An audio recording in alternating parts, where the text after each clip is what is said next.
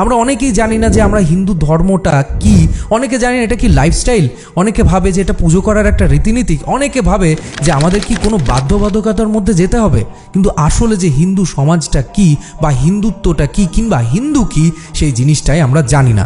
তার ফলস্বরূপ এটা হয়ে যায় আমাদেরকে যখন কেউ প্রশ্ন করে শ্রীরাম নিয়ে, অনেকে যখন প্রশ্ন করে হনুমানজিকে নিয়ে, এবং তার জন্যই ধ্রুপতাট্টির মতন কিছু মানুষজন ইন্টারভিউতে বলে ফেলে যে আমার ছোটোবেলায় যখন আমার দিদা ঠাকুমা আমাকে গল্প শোনাতো রামায়ণ মহাভারত নিয়ে, তখন আমার অবাস্তব মনে হতো।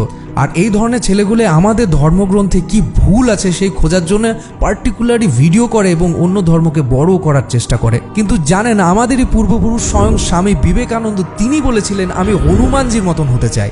আর এই ধ্রুপতাট্টির মতন ছেলে বলে নাকি হনুমান বানর এগুলো কাল্পনিক, এগুলো হতেই পারে না। এই মাইথোলজিগুলোকে এরা কিভাবে একটা হিস্টোরিক্যাল ইভেন্ট বলে ফেলে সেটা আমার কাছে কিন্তু খুব সন্দেহ লাগে।